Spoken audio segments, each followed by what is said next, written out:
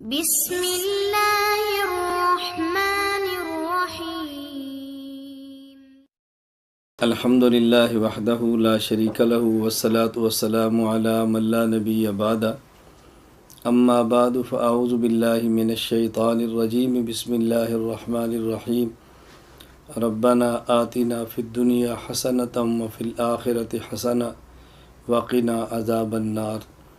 اللہم صلی علی محمد وعلی آل محمد کما صلیت علی ابراہیم وعلی آل ابراہیم انک حمید مجید۔ اللہم بارک علی محمد وعلی آل محمد کما بارکت علی ابراہیم وعلی آل ابراہیم انک حمید مجید۔ ہم اللہ رب العزت سے دعا مانگتے ہیں اللہ تعالی ہماری دنیا بھی بہتر اور اچھی بنا دے، اللہ رب العزت ہماری آخرت بھی اچھی بنا دے۔ دنیا میں بہترین زندگی گزارنے کے کچھ اصول ہوتے ہیں، اور بہترین آخرت حاصل کرنے کے لیے بہترین عبادت کرنی چاہیے۔ عبادت میں 3 باتوں کا خیال کرنا چاہیے۔ نمبر 1، عبادت کس جگہ کرنی ہے۔ نمبر 2، عبادت کس وقت کرنی ہے۔ اور نمبر 3، کن سے پوچھ کر عبادت کرنی ہے۔ اس لیے کہ بسا اوقات وقت کے بدلنے سے عبادت کا اجر بدل جاتا ہے، اور جگہ کے بدلنے سے عبادت کا اجر بدل جاتا ہے۔ تو کسی شریعت کے ماہر سے پوچھنا چاہیے کہ اس موقع پر کون سی عبادت کریں۔ میں اس مختصر سی تمہید کے بعد یہ بات عرض کرنا چاہ رہا ہوں کہ 15 شعبان کی رات، جسے عام طور پر شب برات کہا جاتا ہے۔ شب کا معنی ہے رات، اور برات کا معنی ہے بری ہونا، یعنی شب برات ایک ایسی رات ہے 15ویں شعبان کی کہ جس میں آدمی توبہ صحیح معنوں میں کرے تو اپنے گناہوں سے پاک اور صاف ہو جاتا ہے۔ مختلف احادیث شب برات کے بارے میں آئی ہیں۔ حضور اکرم صلی اللہ علیہ وسلم کے سارے مبارک ارشادات کو جمع کریں، ساری روایات کو جمع کریں، احادیث کو جمع کریں، تو اس میں 2 باتیں ہمیں سمجھ آتی ہیں۔ نمبر 1، اس رات کو قیام کرنا چاہیے، دن کا روزہ رکھنا چاہیے۔ اور رات کے قیام کا معنی یہ نہیں ہے کہ پوری رات قیام کریں۔ رات کے قیام کا معنی نہیں ہے کہ مخصوص تعداد میں رکھتے پڑھیں۔ قیام رات کا معنی قیام اللیل کا یہ نہیں ہے کہ ہر رکعت میں مخصوص آیات، مخصوص صورتیں پڑھیں۔ اسی طرح رات کے قیام کا یہ مطلب نہیں ہے کہ رات کے قیام کو ضروری سمجھا جائے، اور جو رات کا قیام نہ کرے اسے گناہ گار سمجھا جائے۔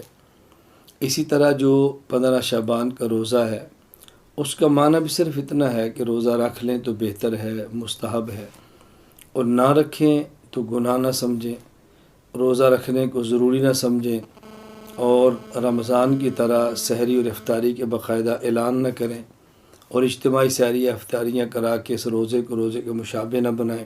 ان چیزوں کا خیال کرنا چاہیے۔ اس رات کو چونکہ آئندہ آنے والے 1 سال کے افراد کے نام لکھے جاتے ہیں، کس کس نے پیدا ہونا ہے، کس کس نے فوت ہونا ہے، کتنا کس کو رزق ملے گا۔ اس لیے ام المومنین امی عائشہ رضی اللہ تعالیٰ عنہ فرماتی ہیں کہ نبی کریم صلی اللہ علیہ وسلم فرمایا کہ میرا جی چاہتا ہے کہ اس دن میں جب میرا نام لکھا جائے کہ آئندہ سال میں نے کیا کرنا ہے، کہ جب میرا نام لکھا جائے کہ میری اس سال میں وفات آنی ہے، تو میں چاہتا ہوں کہ میرا نام اعمال اس حال میں لکھا جائے کہ میں روزے کی حالت میں ہوں۔ تو میں نے عرض کیا کہ 2 باتیں روایات کو جمع کرنے سے معلوم ہوتی ہیں۔ نمبر 1، رات کا قیام، نمبر 2، دن کا روزہ۔ یہ 2 بات، یہ ایک چیز تو یہ ہوگی، رات کا قیام اور دن کا روزہ۔ نمبر 2، روایات کو دیکھنے سے معلوم ہوتا ہے کہ اس رات اللہ رب العزت جہاں آسمان دنیا سے یہ اعلان فرماتے ہیں، کوئی ہے رزق مانگنے والا جس کو رزق دیا جائے، کوئی ہے مغفرت کو طلب کرنے والا جس کے گناہوں کو معاف کر دیا جائے، جہاں یہ اعلان ہوتے ہیں اس میں کوئی شک کی بات نہیں ہے، یہ اعلانات ہوتے ہیں اور ہم اس کو مانتے ہیں۔ ساتھ احادیث کو دیکھنے سے یہ بھی معلوم ہوتا ہے کہ بعض ایسے بدقسمت افراد ہیں کہ جن کی اس رات بھی مغفرت نہیں ہوتی۔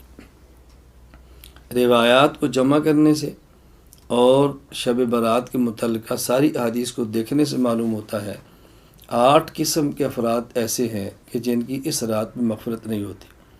نمبر 1، مشرک، جو اللہ کے علاوہ کسی کو حاجت روا سمجھے، اللہ کے علاوہ کسی کو مشکل کشا سمجھے، اللہ کے علاوہ کسی کو عالم الغیب سمجھے، اللہ کی ذات کے علاوہ کسی بت یا جانور کی پوجا کرے، یہ مشرک ہے، اس کی مغفرت نہیں ہوتی۔ نمبر 2، مشاہن، ایسا وہ شخص کسی مسلمان بھائی کا دل میں بغض رکھے، اس بغض رکھنے والے شخص کی بھی مغفرت نہیں ہوتی۔ نمبر 3، مدمن خمر، ایسا وہ شخص جو شراب کا عادی ہے، اس کی مغفرت بھی نہیں ہوتی۔ کبھی شراب پیا اور توبہ کر لی، آئندہ نہ پیا، یہ الگ بات ہے۔ شراب کا عادی، اس کی مغفرت بھی نہیں ہوتی۔ بلکہ حدیث پاک میں کہ جو شخص دنیا میں شراب پیے پھر توبہ نہ کرے، اللہ اس کو جنت کی شراب سے محروم فرماتے ہیں۔ نمبر 4، مسبل ازار، وہ شخص جو شلوار ٹخنوں سے نیچے کرے، ایسا مرد، اس کی مغفرت بھی نہیں ہوتی۔ اور یہاں یہ واضح نشین فرمائیں، شلوار ہو تب، پائجامہ ہو تب، پینٹ ہو تب، تہمت ہو تب، لنگی ہو تب، کوئی بھی کپڑا جو بندہ پہنتا ہے اس کو ٹخنے سے نیچے کرنا مرد کے لیے حرام ہے۔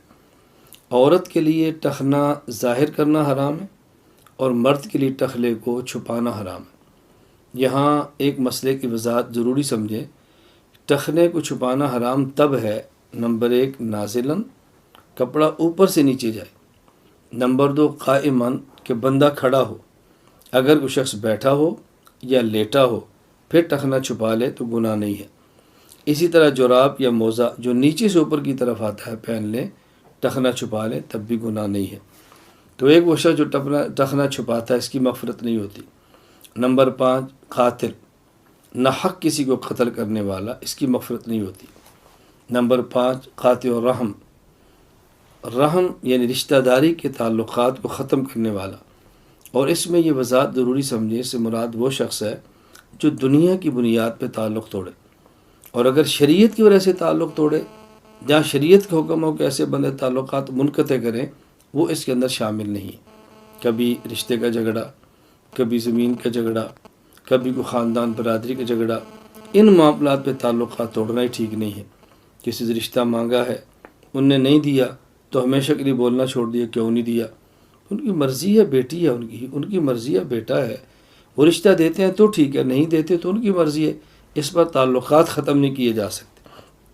اسی طرح عاق الوالدین، عاق، نافرمان، ماں کا نافرمان یا والد کا نافرمان یا دونوں کا نافرمان، اس رات اس شخص کی بھی اللہ مغفرت نہیں فرماتے۔ اسی طرح 8واں، وہ شخص جو زنا کرے۔ حدیث پاک میں زانیہ کے لفظ ہے، عورت، زنا کرنے والی۔ جو حکم زانیہ عورت کا ہے وہ حکم زانی مرد کا ہے۔ بطور خاص عورت کی بات اس لیے کی ہے کہ عورت کو شریعت نے حفاظت کے اتنے اسباب دیے ہیں کہ اس کو زنا کے قریب بھی نہیں جانا چاہیے۔ جسم چھپائے، گھر میں رہے، اس کے انتظامات، اگر بچی ہے ماں باپ کے ذمے ہے، اور شادی ہوتی ہے تو والد کے ذمے ہے، شوہر کے ذمے ہے، پھر اس کے بھائیوں کے ذمے ہے، بڑی ہو جائے تو اولاد کے ذمے ہے، اس کو قصب معاش کے لیے باہر نہیں جانا پڑتا، کمانے کے لیے باہر جانا ضروری نہیں ہے۔ تو عورت کے لیے کچھ احوال ایسے ہیں کہ اس کے لیے حفاظتی انتظامات زیادہ ہیں، بطور خاص اس کا نام لیا۔ بہرحال زنا کا عادی مرد ہو یا عورت، ان کی مغفرت بھی رات نہیں ہوتی، باقی تمام کی مغفرت ہو جاتی ہے۔ اس رات میں اور دن میں اللہ توفیق عطا فرمائے تو رات کا قیام کریں، حسب استطاعت نوافل پڑھیں، اور اللہ توفیق دے تو حسب استطاعت دن کا روزہ رکھیں۔ کوئی غریب ہے تو اس کو سحر افطاری کرا دے، یہ بھی ٹھیک ہے۔ اور اگر یہ کام نہ کر سکیں تو بطور خاص 2 چیزوں کا خیال فرمائیں۔ نمبر 1، عشاء کی نماز جماعت کے ساتھ پڑھیں اور کوئی گناہ کیے سو جائیں سنت کے مطابق، اور صبح فجر کی نماز جماعت کے ساتھ پڑھیں مرد۔ خواتین عشاء کی نماز پڑھیں، سنت کے مطابق سوئیں اور صبح فجر کی نماز پڑھ لیں، اللہ رب العزت توفیق عطا فرمائے۔ بس یہ کام کر لیں۔ دن کو روزہ نہیں رکھ سکتے تو گناہوں سے بچنے کا اہتمام کریں۔ ایک تو اس کا خیال کریں کہ نوافل رات کو اور دن کا روزہ نہ رکھ سکیں تو کم از کم گناہوں سے بچیں۔ اور دوسرا بطور خاص شب برات کے موقع پر خرافات سے بچیں. کہیں حلوہ اور پوڑی کو ضروری سمجھا جا رہا ہے، اور کہیں رات کو پٹاخے بجانے یہ بچوں کے لیے ضروری سمجھا جا رہا ہے، کہیں اجتماعی عبادت تسبیح کی نماز پڑھنی ضروری سمجھی جا رہی ہے، کہیں خواتین اور مردوں کا مخلوط اجتماع ضروری سمجھا جا رہا ہے، کہیں مساجد اور دیگر جگہوں کو چراغاں کرنا ضروری سمجھا جا رہا ہے. تو کم از کم یہ کریں کہ ان خرافات سے بچیں. کہ شب برات کے موقع پہ پٹاخے، شب برات کے موقع پر مخلوط اجتماع، شب برات کے موقع پہ اہتمام کے ساتھ صلاۃ و تسبیح کی جماعتیں، تو یہ بدعات ان سے بچیں، رسوم سے بچیں اور خرافات سے بچیں. اللہ رب العزت ہم سب کو ہر دن اور ہر رات شریعت حضور اکرم صلی اللہ علیہ وسلم کی سنت کے مطابق گزارنے کی توفیق عطا فرمائے. وآخر دعوانا ان الحمد للہ رب العالمین.